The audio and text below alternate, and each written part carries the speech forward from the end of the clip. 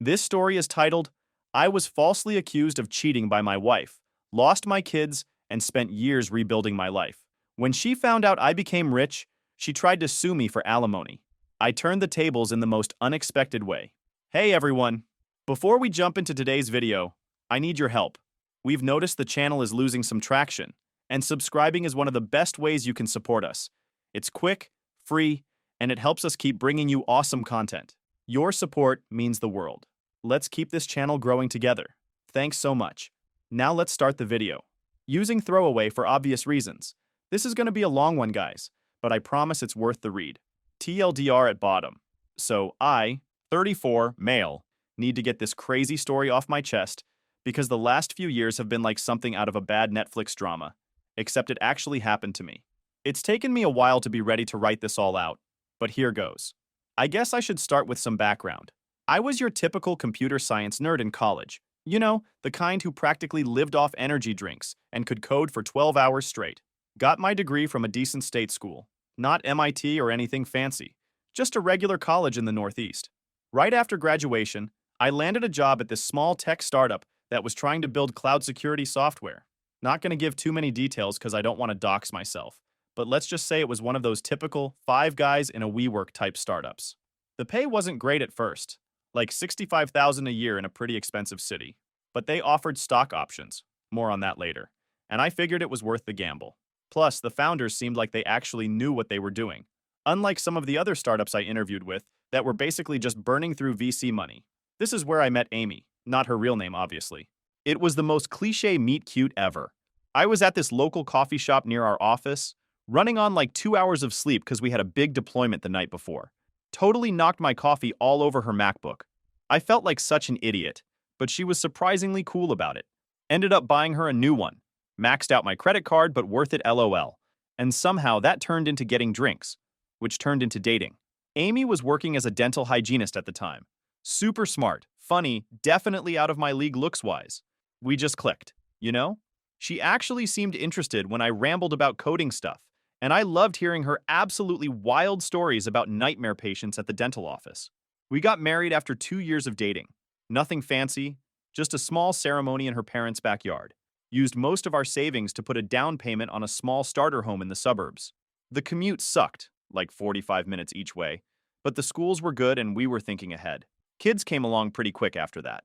Lily was born in 2016, and Max followed in 2019.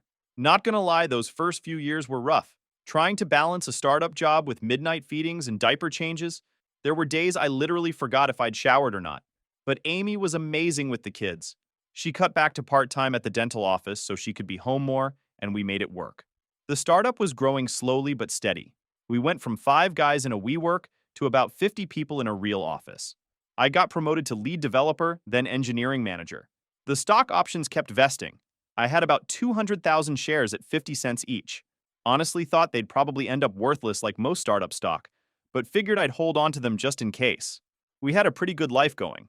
Nice neighborhood, decent schools, family vacations to Disney every other year. Nothing crazy expensive, but the kids loved it. Had cool neighbors too. Lots of young families, block parties in the summer, that whole suburban dream thing. Amy made friends with all the other moms. I'd grab beers with some of the dads while our kids had playdates. Normal, boring, happy life. Then Mike and Jessica moved in next door in 2021. Mike was this wannabe fitness influencer type.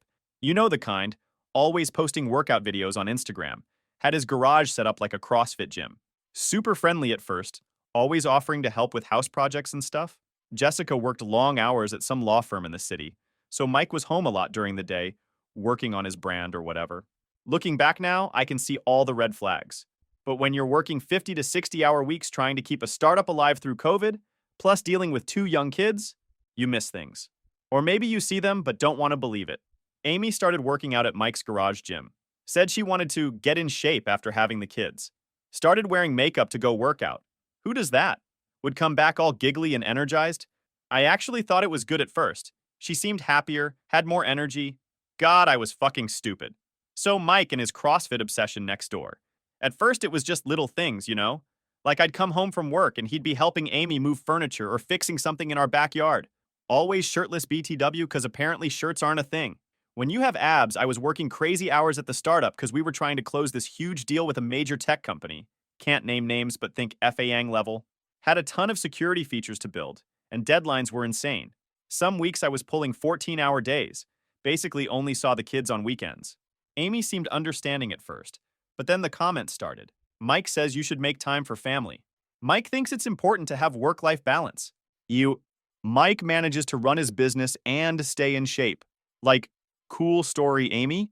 But Mike's business is posting gym selfies on Instagram while my job actually pays our mortgage. Then she started getting really into fitness. And when I say really into it, I mean obsessed. Suddenly, our grocery bill doubled because everything had to be organic and grass-fed.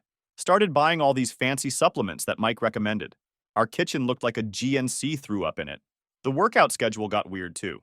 Used to be like 3 times a week at normal times.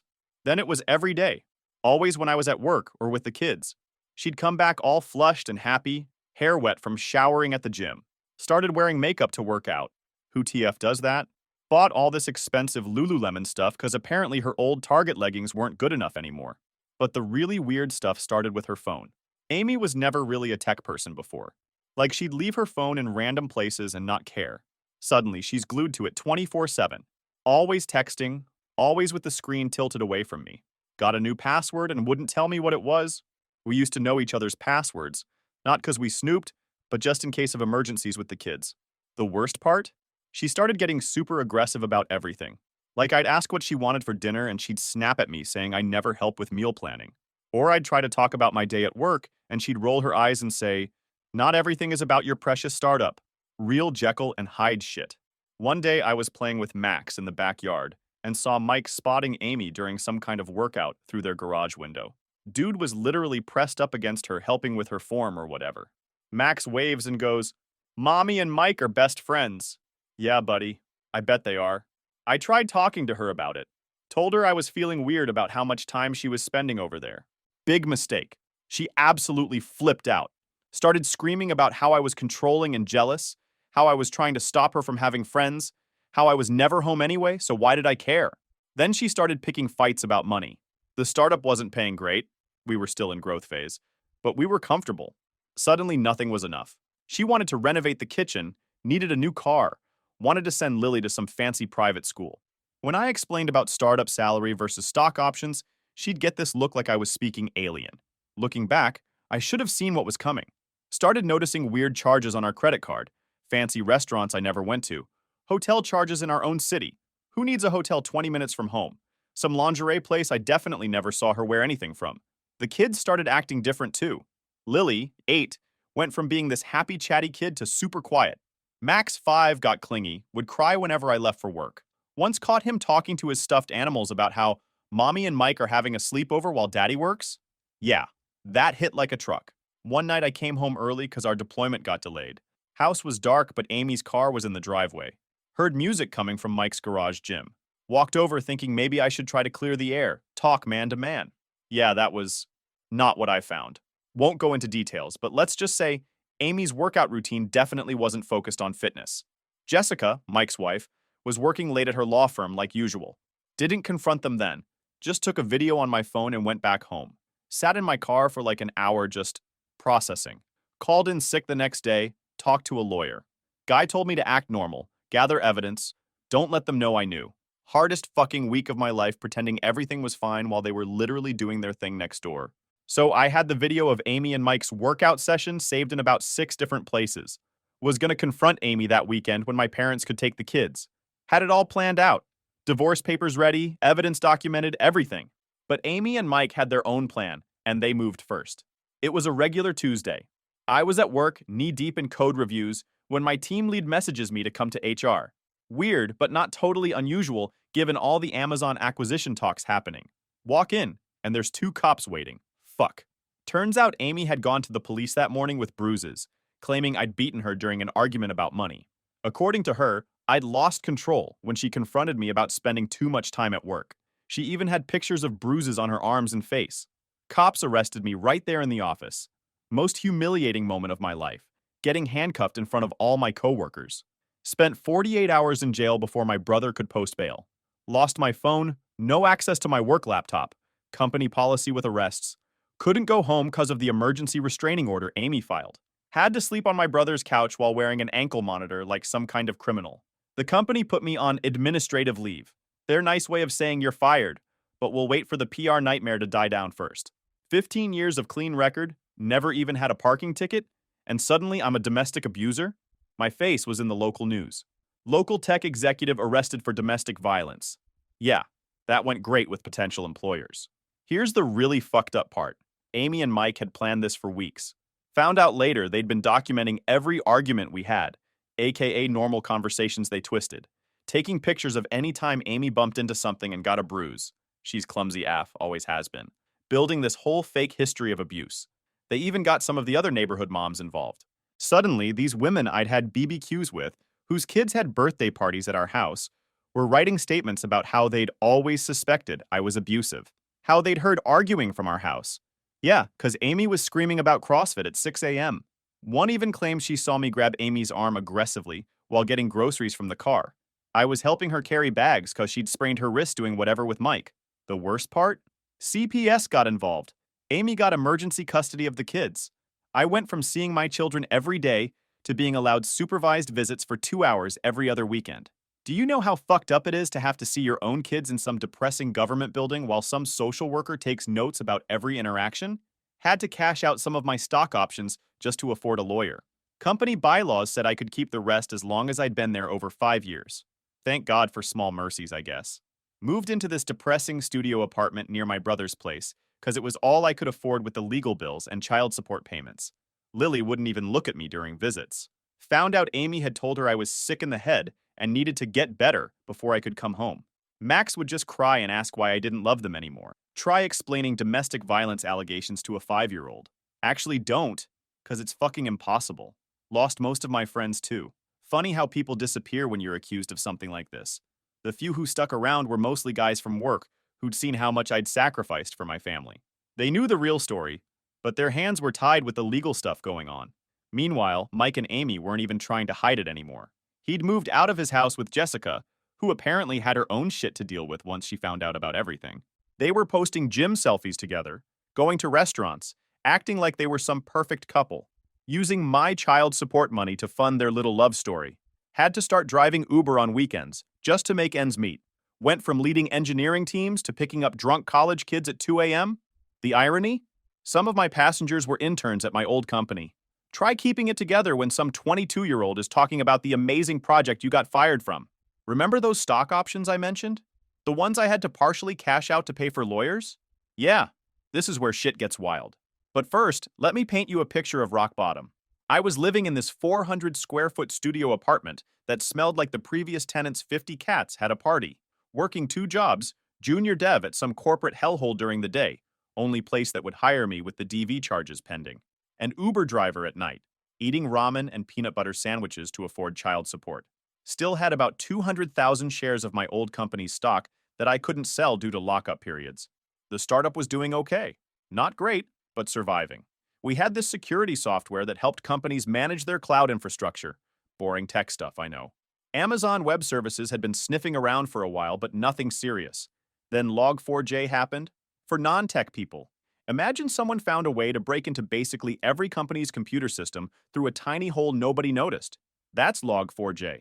Our software happened to be really good at finding and fixing that hole. Right place, right time. One random Tuesday, I'm picking up my phone between Uber rides and see like 50 missed calls. The startup's getting acquired by AWS. Stocks going from $4 to $247 per share in the buyout. Did the math like 20 times cause I thought I was hallucinating? 200,000 shares times $247 equals $49.4 million before taxes. First thing I did? Threw up. Second thing? Called my lawyer. Third thing? Threw up again. Here's where it gets fun. The acquisition news made local headlines. Local tech startup acquired by Amazon for $2.1 billion. My name was buried in there somewhere as one of the early employees. Guess who reads local tech news? Amy's lawyer. Within 24 hours, I get this email from Amy. First one since the arrest. All sweet and concerned, like we're still best friends or something. Hey, hope you're doing well. Been thinking about our situation. Maybe we should talk about what's best for the kids. Translation. I heard you're rich now. Let me get my claws in. I didn't respond. Took a screenshot, sent it to my lawyer, then went back to my Uber shift. Needed to keep appearances normal while everything finalized. The acquisition would take 3 months to close, and I didn't want Amy causing problems before then. But Amy wasn't done. Next day, Mike's at my regular coffee shop. Totally coincidental, right? Tries to act all buddy-buddy. Hey man, water under the bridge. We all make mistakes.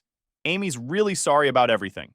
Yeah, sorry she accused me of beating her, got me arrested, took my kids, and ruined my reputation. But now that I'm worth millions, let's be friends. Such a convenient change of heart. Kept driving Uber right up until the acquisition closed. The looks on passengers' faces when they'd recognize me from the news articles. Priceless. Aren't you that guy who... Yep, that's me. Your millionaire Uber driver. The day the money hit my account was surreal. After taxes and fees, ended up with about $28 million. First thing I did? Bought a modest 3-bedroom house in a gated community. Nothing flashy, but it had good security and was in the kids' school district. Set up college funds for Lily and Max, $2 million each in trusts they can't touch till they're 25. Started a small software consulting business, mostly to keep busy and have a legit income source that wasn't surprise AWS acquisition. Hired a few of my old teammates who'd stuck by me through everything. Then Amy made her move. Got served with papers at my new house. She wanted half the acquisition money, claiming we were still technically married when the stock value increased, plus back child support calculated on my new net worth, and primary custody cause obviously a violent abuser, shouldn't have millions to spend on kids. The irony? If she hadn't set me up, hadn't got me arrested and forced me to cash out some shares early, she might have had a case for half. But there's this funny thing about documented domestic violence accusations. She showed up at my new house on a Sunday morning. Hadn't seen her in person since the court dates. Looking all sad in this modest Target outfit. Quite a change from her usual Lululemon everything. Barely any makeup. Eyes all puffy like she'd been crying. Can we talk? She asks, like we're in some Lifetime movie. It's about the kids. It's always about the kids with her. Funny how they weren't her priority when she was busy destroying their dad's life. But I let her in. Had security cameras everywhere and my phone recording in my pocket. Trust issues? Nah, just experience. She sits there in my living room, crying about how Mike had manipulated her. Apparently, he'd convinced her I was cheating. Projection much? Said I was gonna leave her broke and take the kids. Rich coming from the guy who literally helped frame me for abuse. He was so controlling, she sobbed. He made me file those charges. I was scared and confused. Sure, Amy, those bruises just appeared magically, and those witness statements wrote themselves. Then comes the real kicker. I know I messed up, but I'm still legally your wife. The stock value increased while we were married. I deserve half for the kids. Fucking hell. This woman had me arrested, took my kids, nearly ruined my career, and now wants half my money? The audacity is actually impressive. The kids miss you, she continues, watching my reaction. We could be a family again. Start fresh. Yeah, 'cause nothing says fresh start like false domestic violence charges. She'd clearly practiced this speech. Talked about how she'd gone to therapy. Doubt. How she'd realized her mistakes. Sure. How Mike had been the real abuser. Ironic. Even brought up our first date at that coffee shop. Like memory lane was gonna make me forget everything. The whole time she's talking, my phone's blowing up. Turns out she told her lawyer she was attempting reconciliation, trying to establish some bullshit narrative about us working things out when the money hit. Then she starts with the waterworks about how hard things have been. Living in a small apartment. Karma's a bitch. Working extra shifts at the dental office. Oh no, actual work. Can barely afford the kids' activities. Maybe stop buying $200 leggings. I never wanted any of this, she says. Mike made me think you were this monster. But now I see he was the real monster. Right, because Mike forced her to 1. Cheat for months. 2. Plan elaborate abuse accusations. 3. Get me arrested at work. 4. Take my kids. 5. Spend my child support on gym gear. 6. Lie to everyone we knew. But here's the best part. She pulls out her phone, shows me pics of the kids. Recent ones I hadn't seen, 'cause, restricted access. Lily at her dance recital. Max playing soccer. All the moments I'd missed. They need their dad, she says. We can fix this. Translation, I'm broke. You're rich. Let's pretend I didn't completely fuck up your life. Then she drops the bomb. I've talked to my lawyer. If we can't work this out, well, I have rights. The stock value increased during our marriage. And with your history of domestic violence. Ah, there it is. The threat behind the tears. Classic Amy. I let her finish her performance. Even offered her some tissues. The cheap rough ones, not the fancy soft kind. Then I just said, I'll have my lawyer contact yours, and showed her out. The second she left, called my lawyer. Turns out Amy had been busy, filed for emergency spousal support based on the acquisition money, tried to modify the custody agreement, claiming my newfound wealth made me a flight risk, even reached out to some of my old coworkers looking for dirt. The real comedy? She's still posting inspirational quotes on Instagram about rising above negativity and finding your truth. Between those and gym selfies with her new trainer, guess Mike got replaced. You guys aren't going to believe what happened in court. Remember those security cameras I mentioned? Yeah, they're about to become important. Court date was set for last month. Amy shows up looking like she raided the Salvation Army. Plain dress, no makeup, hair and a messy bun. Real, struggling single mom vibes. Even had the kids with her, against court orders BTW, sitting in the front row like props in her little show. Her lawyer goes first. Dude's wearing a suit that probably cost more than my first car. Starts painting this picture of Amy as this devoted wife who supported her husband through his tech career and sacrificed her own ambitions to raise our kids. Claims she deserves half the acquisition money because her emotional support was crucial to the company's success. Yeah, such great emotional support. Nothing says I believe in you like false DV charges. Then, they bring up the domestic violence stuff again. Try spinning it like I'm this volatile tech bro who got lucky with stocks and might flee the country with my millions. Even had the balls to suggest I might be dangerous now that I have unlimited resources. My lawyer, Greg, absolute legend, just sits there taking notes, looking bored. Amy keeps shooting me these little worried looks, probably wondering why we're not freaking out about their bullshit story. Then it's our turn. Greg stands up, straightens his tie, and says, Your Honor, before we begin our defense, I'd like to present some new evidence that's recently come to light. Cue the security camera footage from my house. See, Amy didn't just visit once with her fake reconciliation act. She'd been coming by almost every day when I was at my office, trying to get in, and guess who was with her half the time? Mike. The cameras caught them planning the whole thing. Amy and Mike sitting in his car outside my house, literally rehearsing her emotional speech. Caught her planting some fake evidence in my mailbox, letters she'd written to herself about being afraid of me, dated before the DV charges. Even got them laughing about how easy it would be to take half my money. But wait, there's more. Remember those bruises she used to frame me? Turns out my Ring doorbell caught her and Mike staging those too, back when they were still neighbors. Video shows them using makeup to create fake bruises, taking photos, even practicing her scared wife face. The judge's face during all this? Priceless. Amy looked like she was going to throw up. Mike, who got subpoenaed to appear, kept trying to leave, but the bailiff made him stay. Then Greg drops the nuclear bomb. Turns out Amy and Mike had been trying to pull similar scams with other people. Found two other guys in different cities. Both successful tech workers, both falsely accused of abuse, both got taken to the cleaners and divorce settlements. Amy and Mike had it down to a science. The real MVP? Jessica, Mike's ex-wife. She's a lawyer herself and had been building a case against them for months.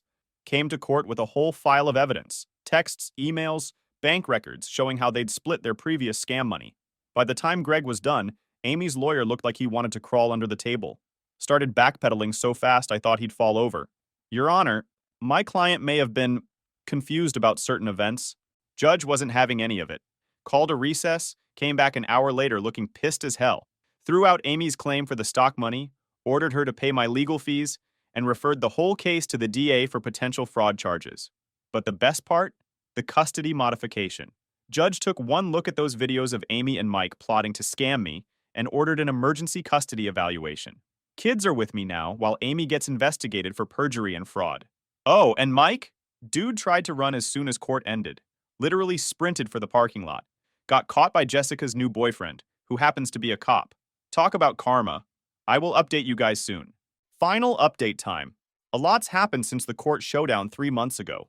First off, Amy and Mike got arrested. Turns out running multiple fraud schemes across state lines is federal territory. FBI's been building a case against them for weeks. They found 3 other victims besides me.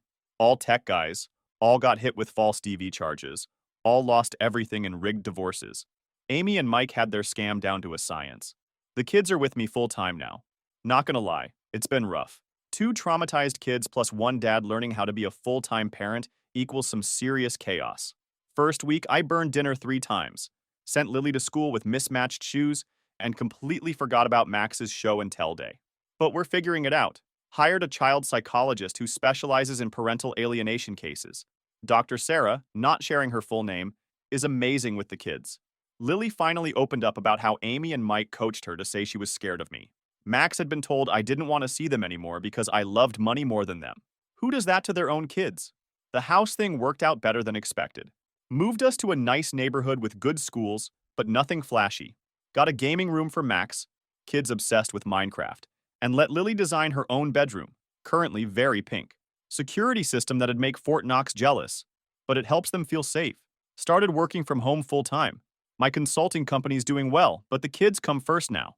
Got a solid team handling most projects while I focus on being dad. Funny how life works. Spent years chasing success in tech, and now my biggest achievement is making Max laugh at my terrible dad jokes. Amy's facing 15 to 20 years for fraud, perjury, and some other charges I don't fully understand. Her lawyer tried to cut a deal, but the feds aren't playing. Turns out they really don't like organized fraud schemes targeting tech workers. Who knew? Mike rolled on Amy the second things got serious. Dude literally cried in FBI custody.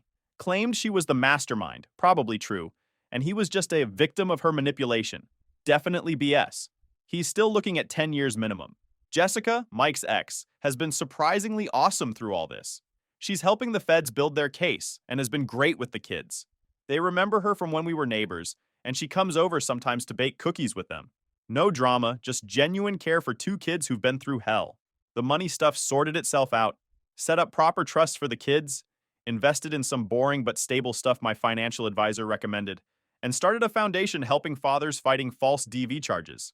The foundation's already helped 3 dads get their kids back. Dating? Yeah, that's a hard no right now. Trust issues aside, I'm not bringing anyone new into my kids' lives until they're ready. They've dealt with enough adult drama for a lifetime. Some unexpected good came from all this, though. Remember my old company? The one that fired me after the DV charges? Their CEO called personally to apologize, offered me a consulting gig, declined, and wrote a public letter clearing my name. Didn't need it anymore, but it meant something. Lily's doing better in school now. Her teachers say she's smiling again, participating in class. She's joining the science club next semester. Turns out she's got her dad's nerd genes after all. Max is still Max. Endless energy, and a heart too big for his body. He's decided he wants to be a computer game maker who helps people when he grows up. The neighbor who wrote that false statement against me came by last week to apologize. Said Amy had convinced her I was dangerous. Showed her fake evidence. We're not going to be friends, but it's one less person looking at me like I'm a monster. Some days are still hard. The kids have nightmares sometimes. Lily gets anxious when I'm out of sight too long. Max asks at least once a week if I'm sure I want them living with me. But we're healing. Taking it one day at a time. TLDR. Ex-wife and CrossFit bro.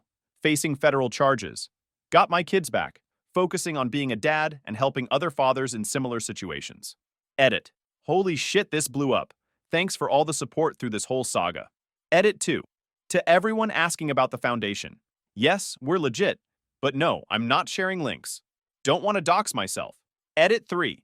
For everyone asking about updates, if anything major happens with Amy's case, I'll post again. But for now, focusing on my kids and our fresh start. Final note. Changed some small details throughout these posts for privacy, but the core story is 100% true. If you're a father going through something similar, document everything, get a good lawyer, and don't give up.